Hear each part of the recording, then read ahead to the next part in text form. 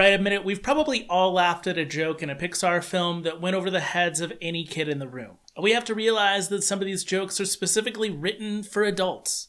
And no matter your age, Pixar writes films that leave everybody in tears. Listen, every time I watch Toy Story 3, the ending, it just kills me. In fact, since the very first Toy Story, it's been crystal clear that Pixar has made it its mission to write movies for people of all ages. And they often accomplish this with themes about friendship and family, universally hilarious themes, and some of the most top-notch animation in the entire industry. While most film animation feels like simple children's films, Pixar's entire body of work feels like it's for everybody. Take for example Pixar's latest film as of 2021, Soul. Soul follows a middle school music teacher looking for his big break in the jazz world. And along the way, that film asks questions about purpose, death, and the meaning of life. Just from that description, Soul seems like a film made for adults. And this got me thinking about all of Pixar's films, and the messages within them that are all suited for an older audience.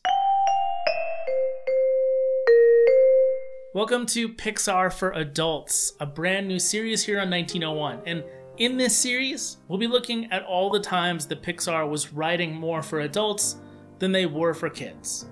And we're going to cover a ton of different topics that Pixar's written about, including about who you want to be, or parenting, hitting a crossroads in life, or how Pixar examines childhood through the lens of adults.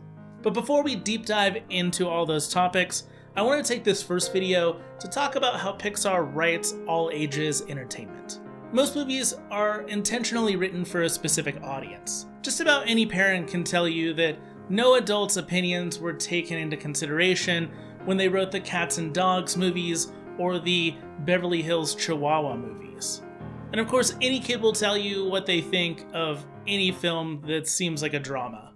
In fact, fun tip for parents, you could probably use any movie that's on an Oscar nominee list to put your children to sleep.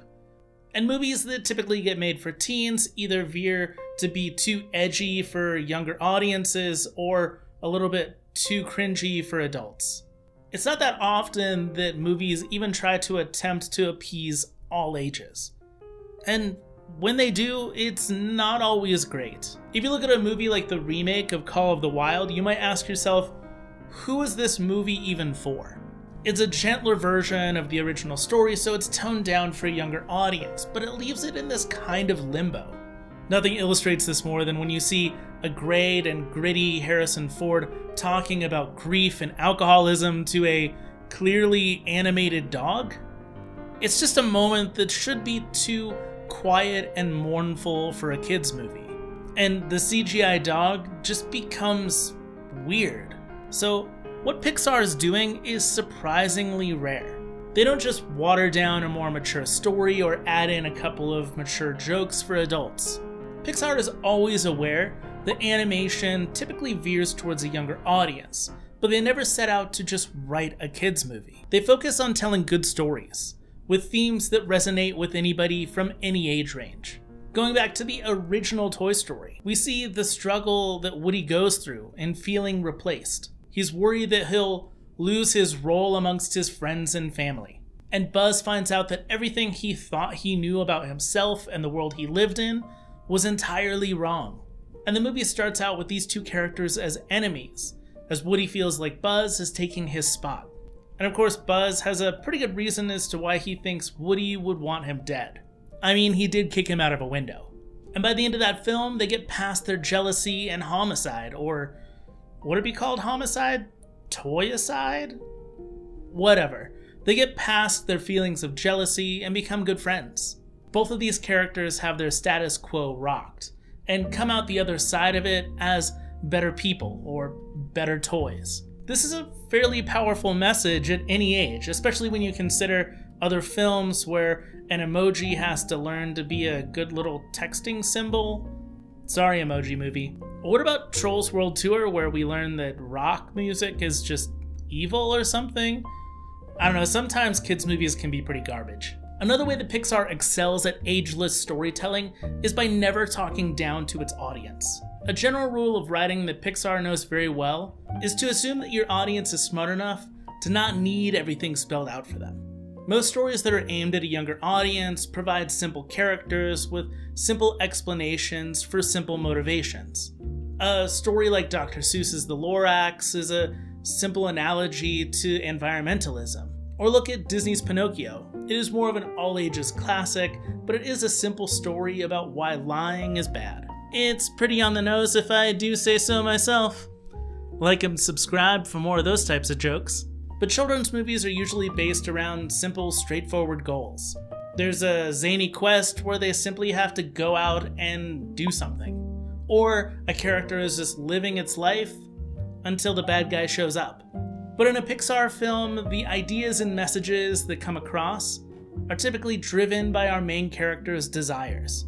In Ratatouille, we see how Remy loves to cook and has a desire to be just like his chef hero, Gaston. We also see the relationship with his family and how he doesn't really quite fit in, but he is highly valued for his sense of smell. He builds a new friendship with Linguini, but he also has a fear, and rightfully so, of humans because he doesn't want to get killed. Rather than the film having one main goal or conflict, Ratatouille's plot is driven by Remy's competing interests and relationships. And that's just often the way that stories unfold from Pixar. Well-crafted characters with opinions and imperfections push forward these stories. From Woody's insecurities to Joe Gardner's tunnel vision of wanting to be a jazz musician. Characters, and more specifically their flaws, consistently drive the plot forward. In fact, most Pixar films start out with the main character completely being wrong about something. In Finding Nemo, Nemo and Marlin are completely wrong about how capable Nemo is. In Inside Out, Joy feels like she's the best emotion and that the others aren't really needed, especially sadness. In Brave, Merida and her mother simply don't understand each other. Our protagonists, by the end of these films, realize their mistakes and often grow from a learning experience. Telling thoughtful stories that are meant for everyone is what Pixar is best known for. But going forward in this series, we'll be talking about those messages that are especially for an older audience. Kids can definitely enjoy any Pixar movie that's made, and they'll probably even enjoy this series of videos. But when the stories touch on nostalgic reflection back at childhood, the challenges of being a parent, or even figuring out what life can be after a major loss, it's pretty clear that they're not writing for just a younger demographic. And I'm so excited to deep dive further into this with you. Thanks for watching this video. Like I said, super excited to jump into this series. Super excited to really be talking about more Pixar stuff. I know I get a lot in the comments that I don't do enough Pixar stuff, so hopefully this is appealing to those people who have been requesting more of that kind of content. I'll also be doing some more new series coming up in the future, and I'll actually be revisiting some older series that I've been kind of neglecting for a long time, including Muppetology and the Disney Legends series, so stick around as I revisit those things and I start up some new series here in the new year of 2021. Things are going great. Couldn't be happier, and if you're interested in joining me on this adventure into more new series, make sure to subscribe to the channel if you haven't already.